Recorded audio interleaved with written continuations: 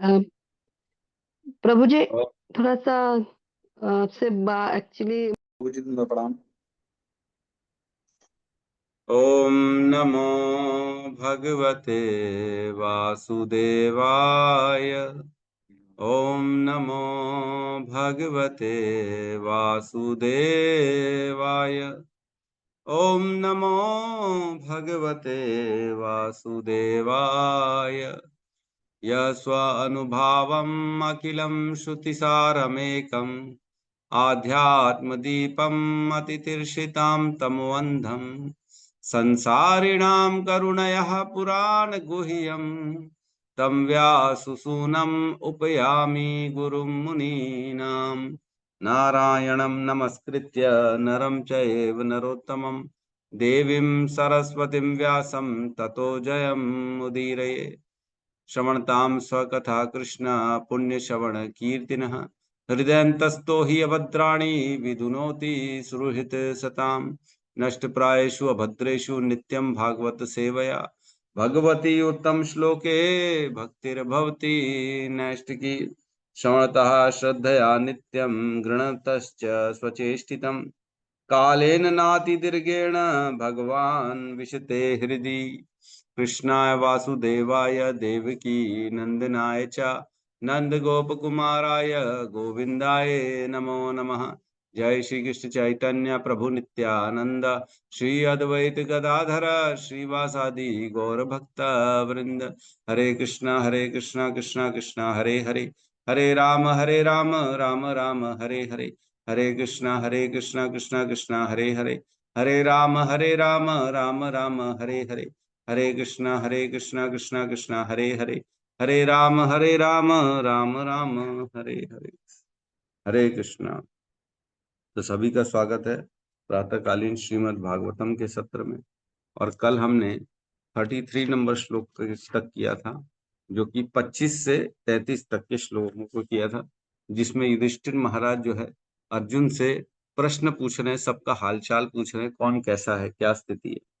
तो पहले 25 नंबर में पूछते, मेरे भाई मुझे बताओ कि हमारे मित्र तथा संबंधी यथा मधु भोज दशाहर आहार सात्वत अंधक तथा यदुवंश के समस्त सदस्य अपने दिन सुख से बिता रहे हैं ना।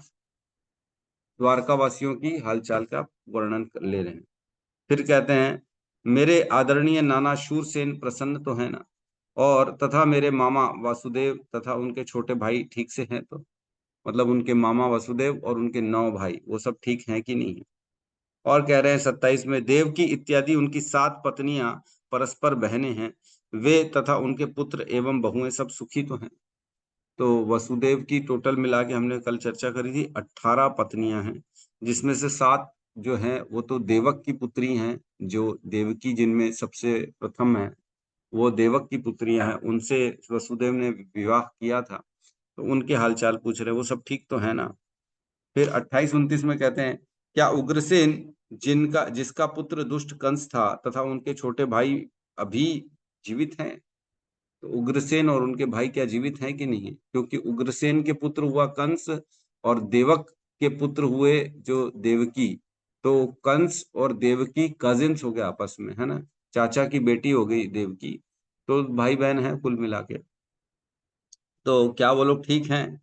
क्या हरदीक तथा उसका पुत्र कृतवर्मा कुशल तो है ना? क्या अक्रूर जयंत गद सारण तथा शत्रुजीत प्रसन्न हैं? तो ये सारे कृष्ण के कजिन्स हैं, है ना, उनके चाचाओं के पुत्र हैं। भक्तों के रक्षक भगवान बलराम कैसे हैं? बलराम की चर्चा कर रहे हैं, स्वयं भगवान है। फिर कह रहा है 30 नंबर में, वृषणी कुल के महान सेनापति प्रद्युम्न कैसे हैं? वे प्रसन्न तो है ना? और श्री भगवान के पूर्ण अंश अनिरुद्ध ठीक से तो हैं? तो भगवान के पुत्र हुए अनिरुद्ध प्रद्युम्न, और प्रद्युम्न के पुत्र हुए अनिरुद्ध, और अनिरुद्ध के पुत्र हुए वज्रनाभ, जिन्होंने भगवान की मंदिरों की स्थापना करी। द्वारका का मंदिर भी वज्रनाभ के द्वारा बनाया गया। और वज्र व्रज जो है 84 कोर व्रज, उसको भी डेवलप जो है ना व्रजनाभ ने ही किया था। फिर 31 नंबर श्लोक में कहते हैं, श्री कृष्ण के सभी सेना नायक पुत्र तथा यथा सुषेण चारुदेशण जाम्बवती पुत्र साम तथा ऋषभ अपने अपने पुत्रों सहित ठीक से तो रह रहे हैं ना। तो भगवान की 16,108 पत्नियां और उनके 10-10 पुत्र और उन सब के भी 10-10 पुत्र तो आप टोटल कर लीजिएगा कितने पुत्र हैं। और 32-33 में कहते हैं, इसके अतिरिक्त क्षुत देव, उद्धव तथा अन्य नंद सुनंद तथा अन्य मुक्त आत्माओं के नायक जो श्री भगवान के नित्य संगी हैं, भगवान बलराम तथा श्री कृष्ण द्वारा सुरक्षित तो है ना? वे सब अपना अपना कार्य ठीक से चला रहे हैं ना? वे तो नित्य मैत्री पाश में बने हैं, क्या हमारी कुशलता के बारे में पूछते हैं? तो इस प्रकार सबके बारे में भगवान ने प्रश्न किया और सबके हालचाल के बारे में पूछा। ठीक है, तो अब हम श्लोक क्रमांक 34 में प्रवेश करते हैं, है ना?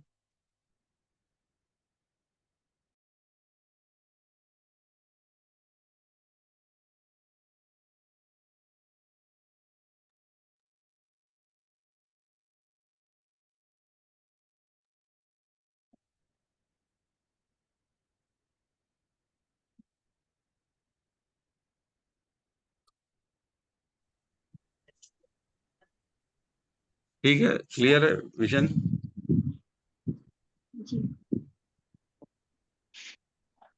जी तो क्लियर दिख रहा है? जी, क्या हो गया? 34, हाँ, श्लोक क्रमांक 34, अध्याय 14, स्कंद 1, भगवान श्री कृष्ण का अंतर ध्यान होना। भगवान अपि गोविंदो भगवानपि गोविन्दो ब्रह्मण्यो भक्तवत्सलः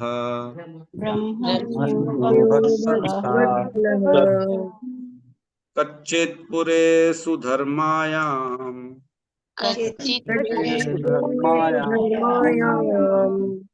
सुखम आसते सुहृदव्रतः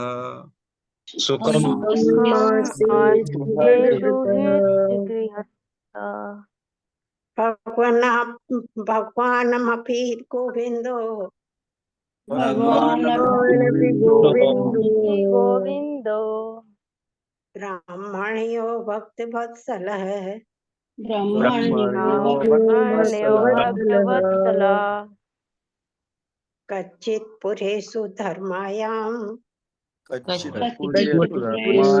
धर्माय सुखमास्ते सुहृदयधृतः सुखमास्ते सुहृदयधृतः भगवानपि गोविन्दो भगवानपि गोविन्दो ब्रह्मण्यो भक्तवत्सलः ब्रह्मण्यो भक्तवत्सला कच्चित् पुरेषु धर्मायाम् धर्माय सुखमास्ते सुहृद्वृतः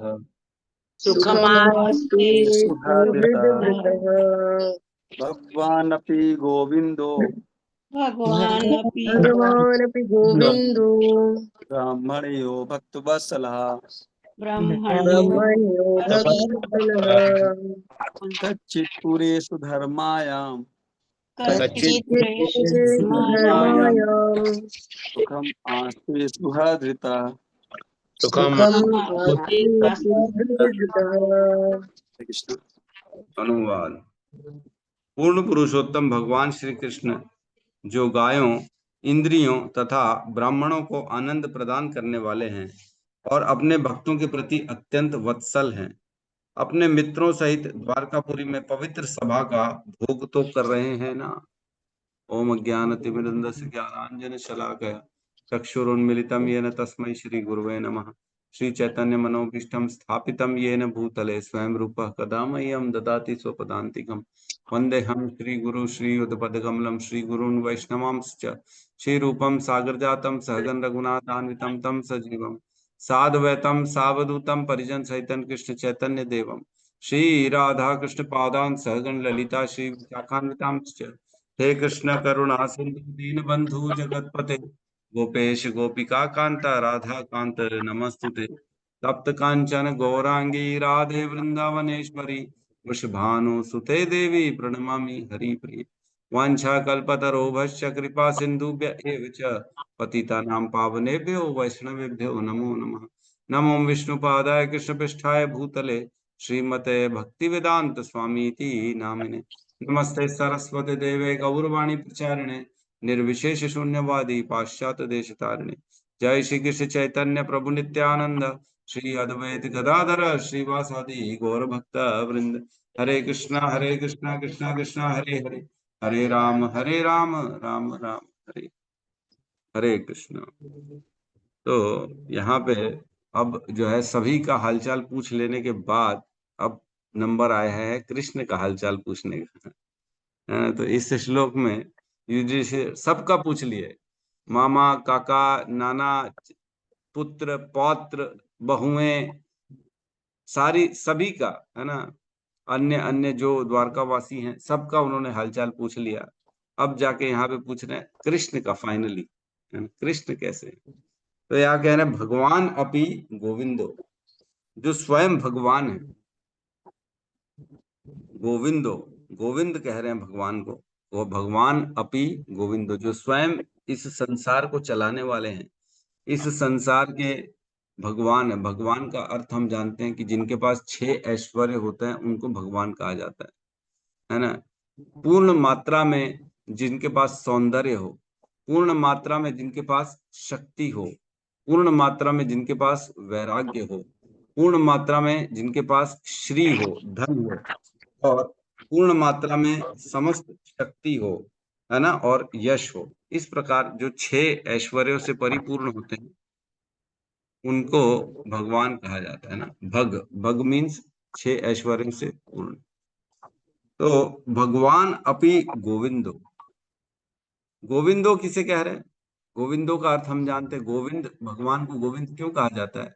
क्योंकि वो हमारी इंद्रियों के स्वामी हैं। हमारे पास जो इंद्रियां दी गई हैं, आंख नाक कान, स्पर्श इंद्री जो त्वचा है, और जीवा, और आंख नाक कान जीवा स्पर्श, आ गया ना सब, और क्या कुछ छूटा गया, है ना। तो ये 5 इंद्रियां जो हैं, ये 5 इंद्रियों के एक्चुअल में स्वामी कौन है? भगवान। ऋषिकेण ऋषिकेश सेवनम भक्ति रुच्यते, है ना। अन्य अभिलाषिता शून्यम ज्ञान कर्म आदि अनावृतम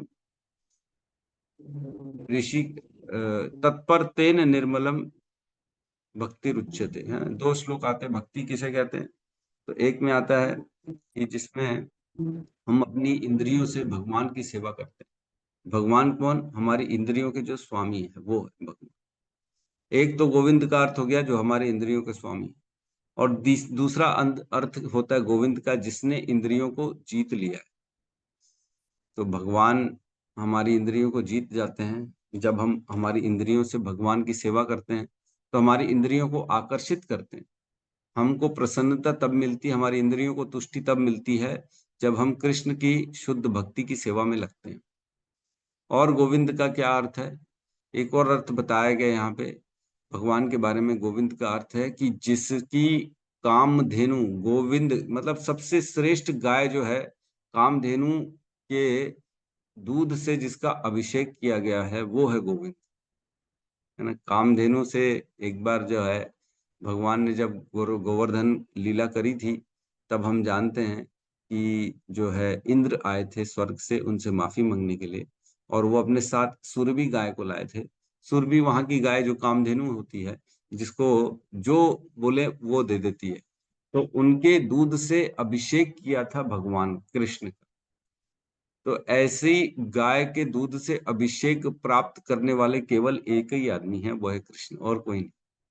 वह गाय का दूध तो पीने को नहीं मिलता लोगों को, भगवान का अभिषेक हुआ। ऐसे भगवान हैं जो जिनको गोविंद कहा गया। तो अनेक अर्थ हैं इस प्रकार गोविंद के, जो भगवान है कृष्ण। और आगे कह रहे हैं जो ब्राह्मण्यो भक्त वत्सलो, ब्राह्मणों, जो ब्राह्मणों और भक्तों को रक्षक हैं। भगवान भक्तों को और ब्राह्मणों की सुरक्षा करने की कोशिश करते हैं। कोशिश क्या करते हैं? वो करते ही हैं, और उनको सुख प्रदान करते हैं।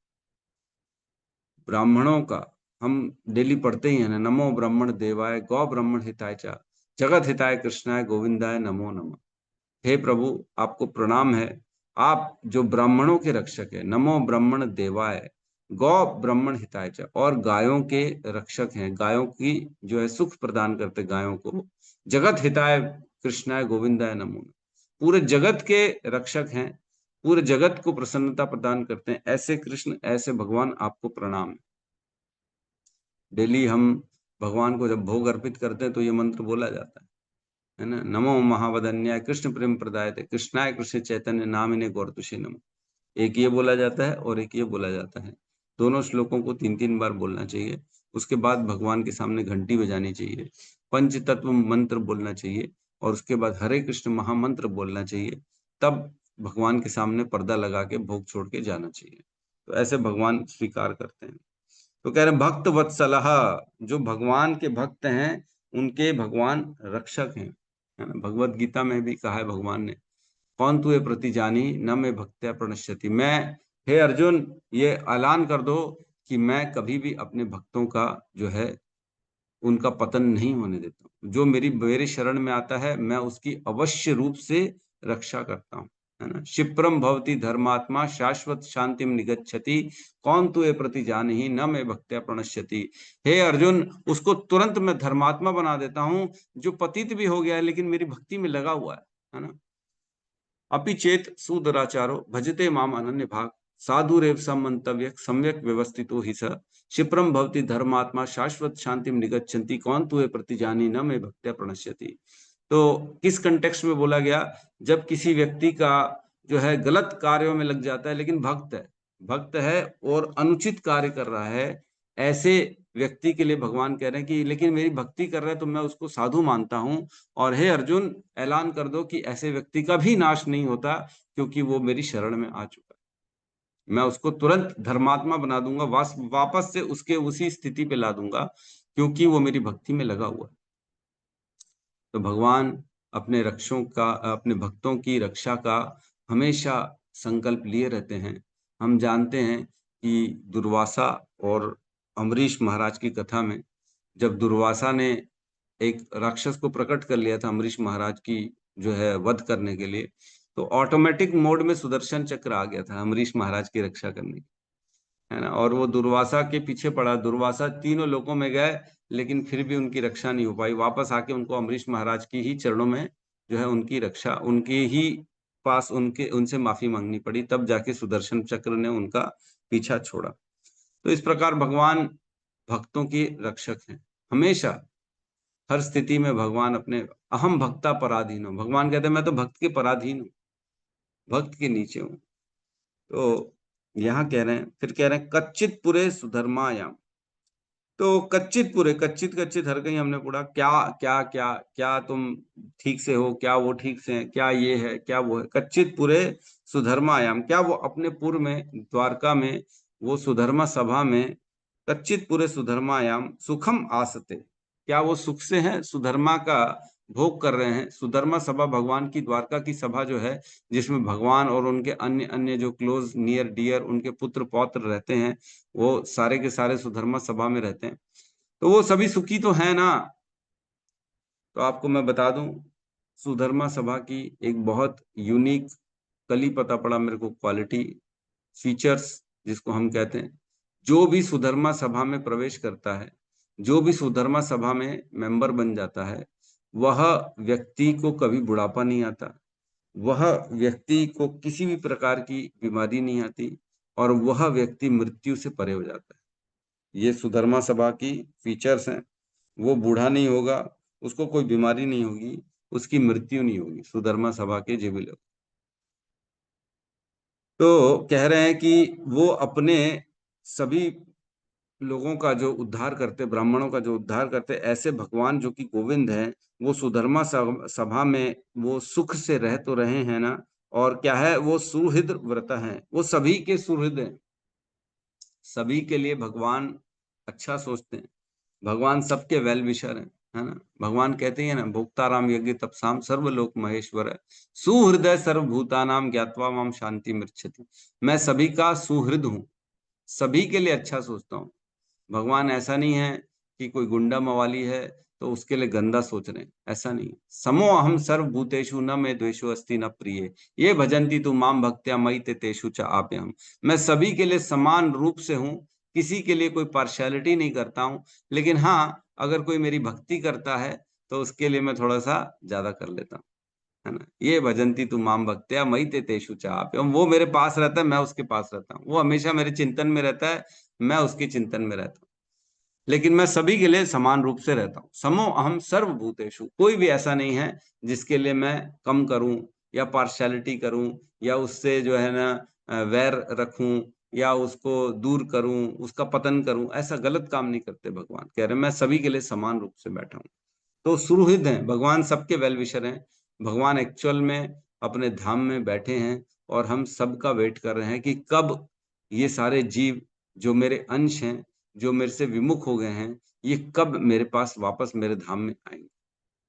जैसे माँ अपने बच्चे का इंतजार करती है, बिछड़े हुए बच्चे का, बाहर चला गया पढ़ने, कब आएगा मेरा बच्चा बाहर से, मैं इंतजार कर रही है माँ, वैसे ही भगवान भी हम सबका इंतजार करते हैं कि कब आएंगे हम और उनसे मिलेंगे।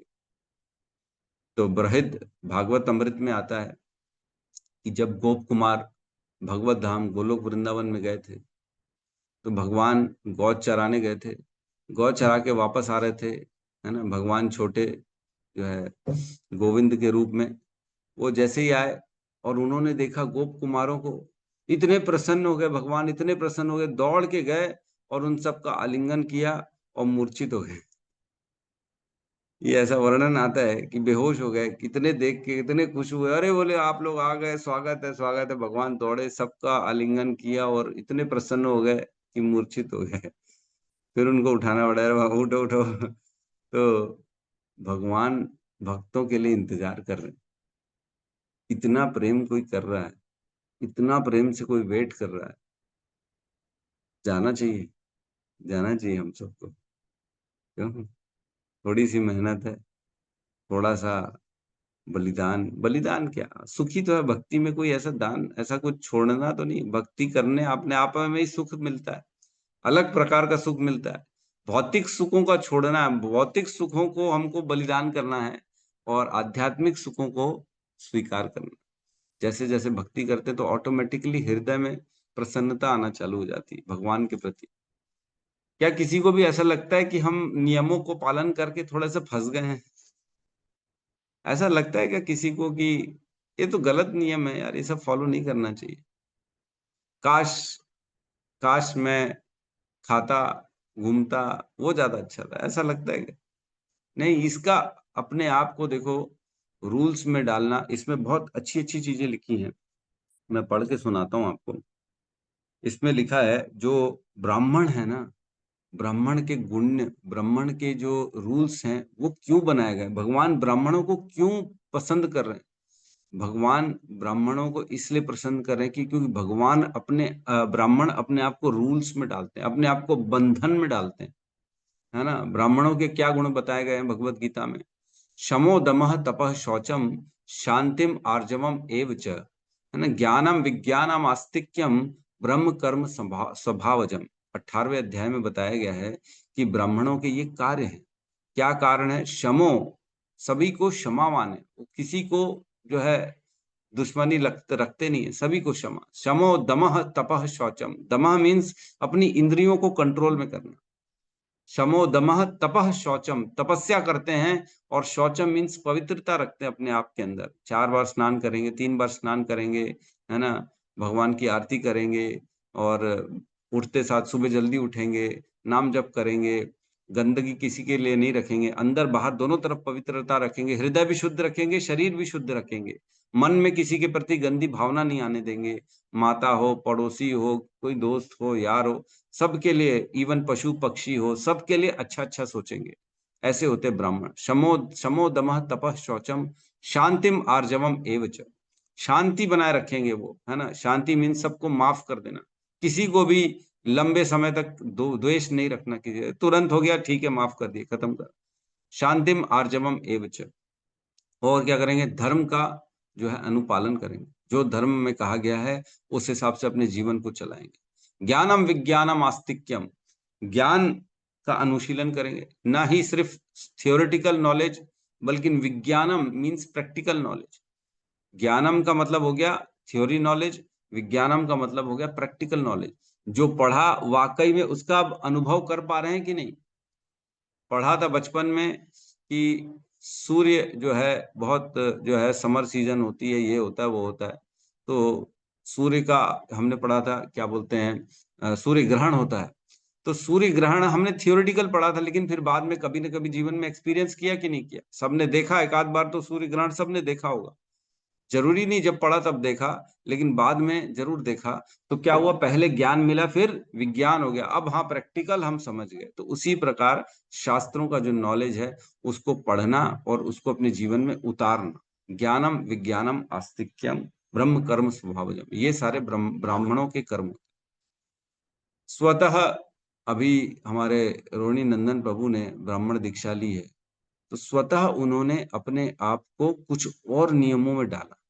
मैं तीन समय गायत्री करूंगा, स्नान करके हमेशा अपने आप को पवित्र रखूंगा, तीन बार जो जो संध्या काल होता है दिन के, तीनों समय मैं अपने गुरु को प्रणाम करूंगा, उनको याद करूंगा, अपने आप को हमेशा कोशिश करूंगा भगवान के प्रसाद को ही पाऊं। और बेसिकली अपने आप को आदमी शुद्ध रखता है ताकि मैं भगवान की प्राप्ति के लिए अपने आप को एलिजिबल कर सकूं। ठीक है, तो इसमें कहा गया है कि इसके अनुवाद, इसके तात्पर्य में कहा गया है, ब्राह्मणों के लिए कहा गया है, श्री भगवान गायों तथा ब्राह्मण संस्कृति के रक्षक हैं। जो समाज गो संरक्षण तथा ब्राह्मण संस्कृति से विहीन है, वह श्री भगवान के प्रत्यक्ष संरक्षण में नहीं होता। जिस प्रकार की कारागार में बंधी राजा के संरक्षण में रहने के बदले राजा के किसी कठोर प्रतिनिधि के संरक्षण में रहता है, गो संरक्षण तथा मानव समाज से कम समाज के कुछ सदस्यों में ब्राह्मणोचित गुणों के अनुशीलन के बिना कोई भी मानव सभ्यता उन्नति नहीं कर सकती। कह रहे हैं ब्राह्मण जो संस्कृति होती है, ब्राह्मण के जो गुण होते हैं वो अत्यंत आवश्यक होते हैं, उसके बिना कोई भी समाज उन्नति नहीं कर सकता। कह रहे हैं ब्राह्मण संस्कृति सुप्त सत्व गुणों का विकास है, जिसमें सत्य निष्ठा, समता, इंद्रिय निग्रह, सहिष्णुता, सरलता, सामान्य ज्ञान, दिव्य ज्ञान तथा वैदिक साहित्य में अटूट श्रद्धा सम्मिलित है। इसमें कहा गया भक्त की अवस्था जो श्री भगवान के दिव्य प्रेम को आकर्षित करती है, उसका तब तक विकास नहीं होता जब तक मनुष्य उपरोक्त ब्राह्मणत्व के गुणों का विकास नहीं कर लेता। श्री भगवान ब्राह्मण के गुणों की ओर आकृष्ट होते हैं, उसकी झूठी प्रतिष्ठा की ओर नहीं। भगवान आकृष्ट होते हैं जब व्यक्ति अपने अंदर ब्राह्मणों के गुणों को उत्पन्न करता है, वो स्वीकार करता है खुद से स्वतः कि मैं ब्राह्मण के गुणों को स्वीकार करूं। क्यों? क्योंकि भगवान को अच्छा लगता है। तो इस प्रकार व्यक्ति को कोशिश करनी चाहिए कि अपने अंदर ब्राह्मणों के गुण को निखारे, स्वीकार करे वो अपने आप के अंदर। ठीक है, तो इस श्लोक में बेसिकली वो द्वारका वासियों नहीं, अब केवल भगवान के बारे में पूछ रहे हैं कि भगवान कैसे हैं। हम अगले श्लोक में प्रवेश करते हैं।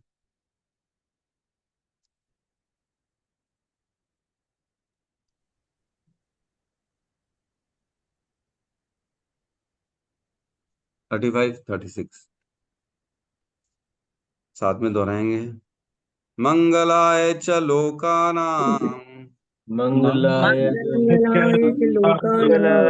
लोकानां क्षेमायं च भवाय च हिमाय भवाय च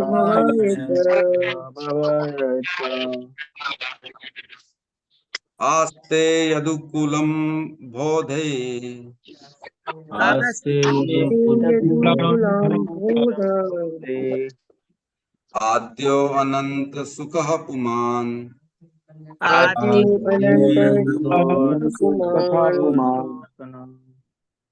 यद ब्राह्मण दंड गुप्तायाम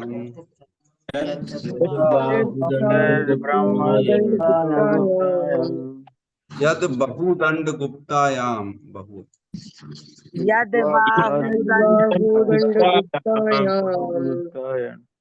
स्वपुर्याम यदोवर्चिता स्वपूर्यां क्रीडन्ति परमानन्दम् क्रीडन्ति परमानन्दम् महापौरुषिका इव महापौरुषिका महापौरुषिका इव मंगलाय च लोकानां मंगलाय लोकानां हेमाय च भवाय च क्षेमाय भवाय च आस्तु यदुकुलाम्भोधाव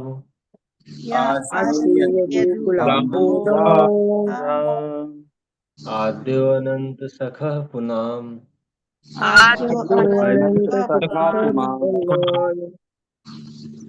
यद बाहुदंड गुप्तायाम गुप्तायां पुर्याम यद वोर्चिताः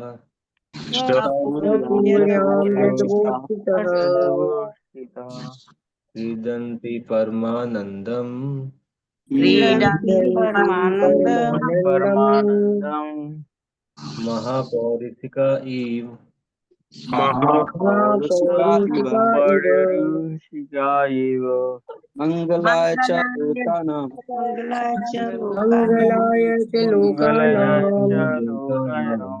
क्षेमाय च भवाय च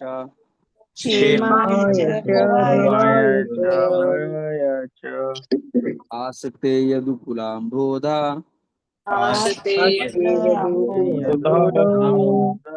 वाद्यो अनंत सखा पुमान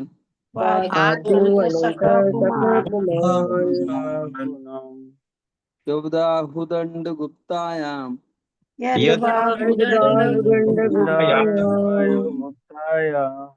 स्वपुर्यां यदवो अर्चिताः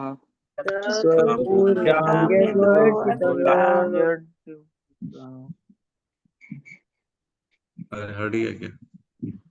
क्रीडन्ति पर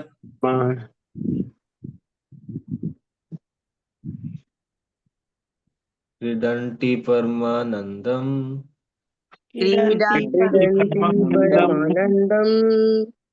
महापौरुषिका इव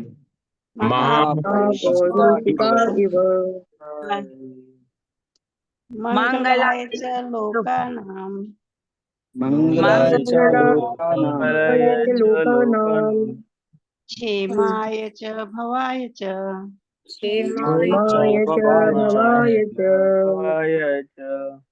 आस्ते यदुकुलम्भोधा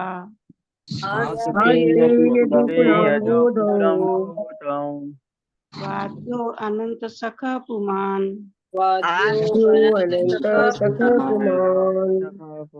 यद बाहुदंड गुप्तायां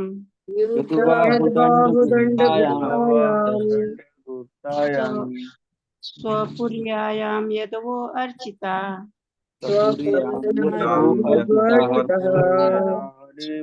क्रीडन्ति परमानन्दम्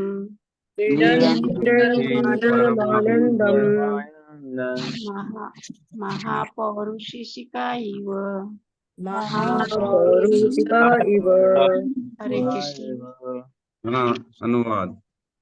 परम भोक्ता आदि भगवान तथा मूल भगवान अनंत अर्थात बलराम यदुवंश रूपी सागर में समस्त ब्रह्मांड के कल्याण, सुरक्षा तथा उन्नति के लिए निवास कर रहे हैं और सभी यदुवंशी भगवान की भुजाओं द्वारा सुरक्षित रहकर वैकुंठ वासियों की तरह जीवन का आनंद उठा रहे हैं।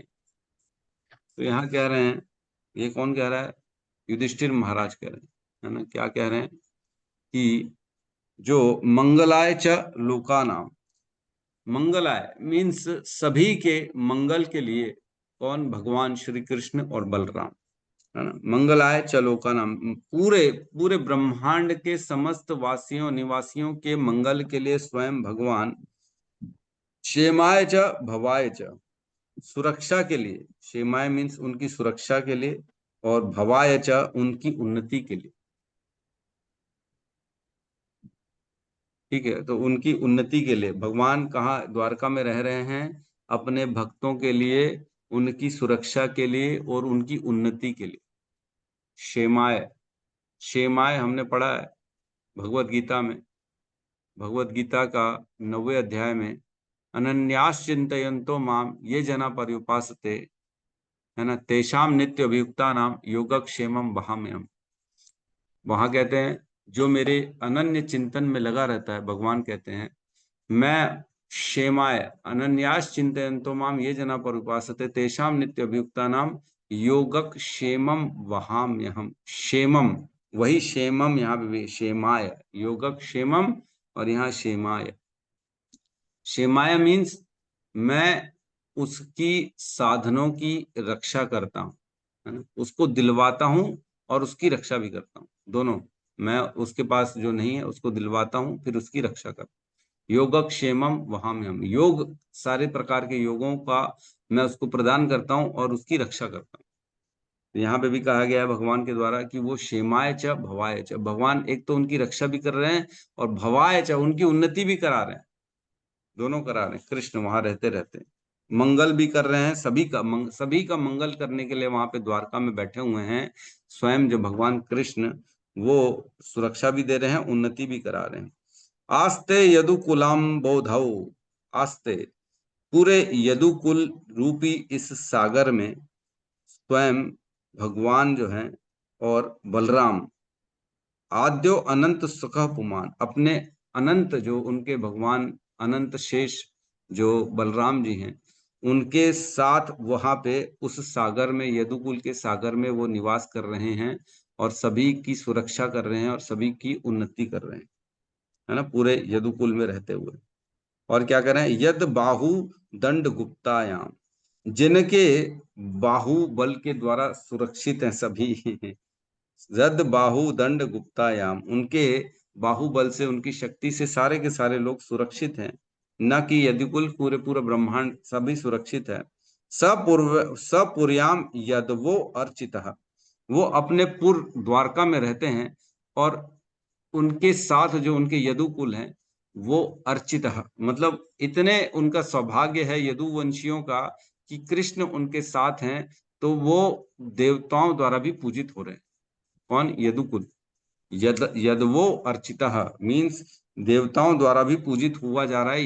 यादव कुल में जो भी आया है वो देवताओं द्वारा भी पूजित हो रहा है। इतना उनका सौभाग्य बढ़ गया है क्योंकि कृष्ण आए हैं वहां पे।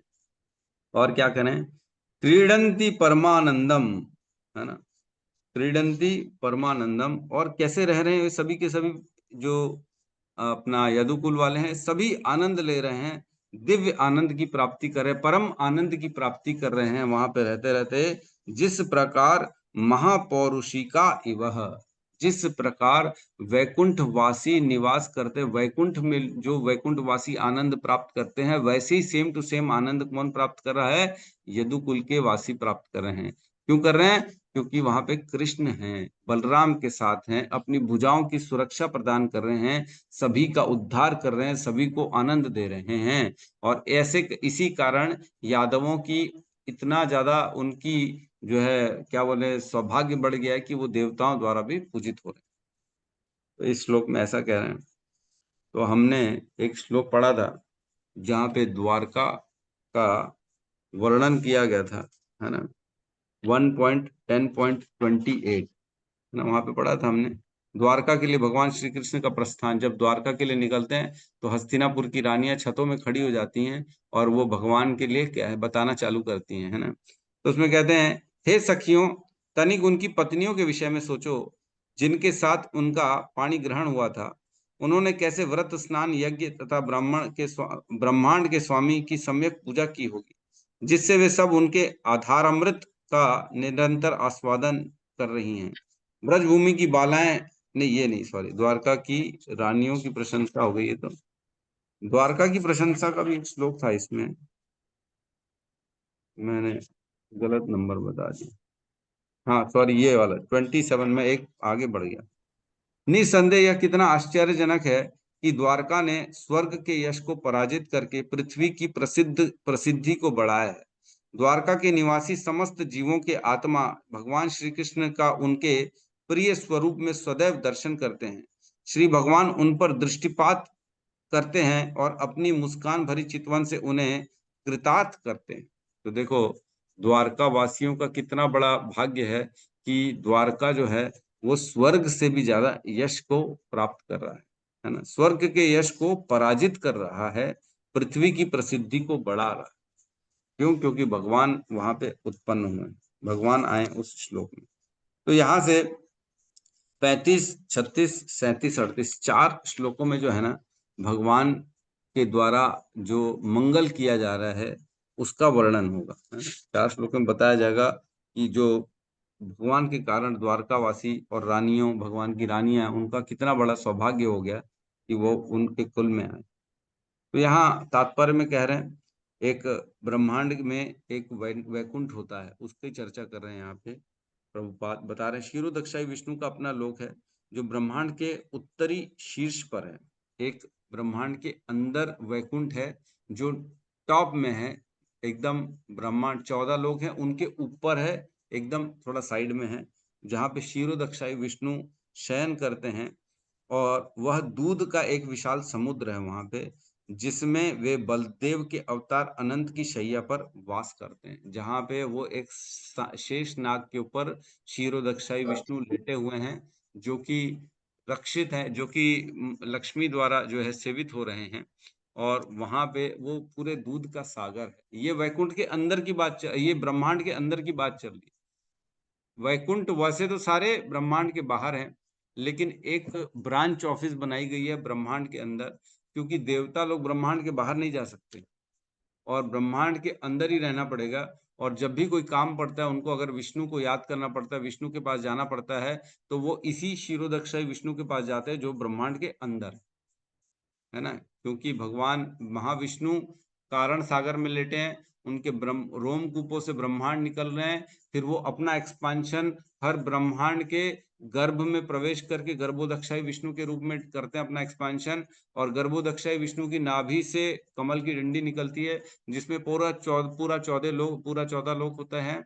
उन 14 लोकों के ऊपर फिर एक और वैकुंठ बनता है, जहाँ पे स्वयं गर्भोदक्षाई विष्णु का एक्सपांशन, क्षीरोदक्षाई विष्णु वहां जाते हैं। और वही क्षीरोदक्षाई विष्णु सभी 14 के 14 ब्रह्मांडों में हर कण कण में प्रवेश करते हैं, हर मनुष्य के हृदय में प्रवेश करते हैं परमात्मा के रूप में। ठीक है, समझ में आ गया? ये वैकुंठ है जहां पे भगवान शैया करते हैं और शेषनाग के ऊपर, वही शेषनाग जो बलराम जी है ना। तो यहाँ कह रहे हैं इस प्रकार महाराज युधिष्ठिर ने यदुवंश की तुलना क्षीर सागर से की है और श्री बलराम की तुलना अनंत से की है, जहां भगवान श्री कृष्ण वास करते हैं। उन्होंने द्वारका के निवासियों की तुलना वैकुंठ लोगों के मुक्त निवासियों से की। इतना उनका आनंद आ रहा है कि वो वैकुंठ में रहने वाले व्यक्तियों समान भोग कर रहे हैं। और इसमें नीचे कह रहे हैं एक आखिरी में तात्पर्य, इसमें श्लोक में तात्पर्य में कह रहे हैं ये निवासी महापौरुषिक कहलाते हैं। कौन से? जो भगवान विष्णु के साथ रहते हैं, अर्थात ऐसे पुरुष जो प्रत्यक्ष रूप में श्री भगवान की सेवा में संलग्न रहते हैं। वे उन ग्रहों में सुखी हैं और उन्हें कोई कष्ट नहीं सताता। वे सदैव तरुण बने रहते हैं और पूर्ण आनंद तथा ज्ञान की का जीवन बिताते हैं, जिसमें जन्म मृत्यु जरा या रोग का कोई भय नहीं रहता और उन पर काल का प्रभाव नहीं पड़ता। महापौरुषिक का वर्णन करें कि कौन महापुरुषिक कौन कहलाता है। वह कहलाते हैं जिनके अंदर जन्म मृत्यु का चक्र नहीं है, जो बुढ़ापा रोगों से मुक्त हैं, सदैव ज्ञान में रहते हैं, सदैव आनंद में रहते हैं और सदैव भगवान के साथ रहते हैं और भगवान के साथ उनको हर लीला में प्रवेश करने की परमिशन रहती है।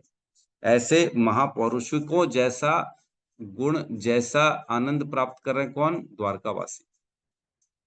ठीक है, तो यहाँ ये क्या, ठीक है, तो किसी का कोई प्रश्न है तो हम ले सकते हैं।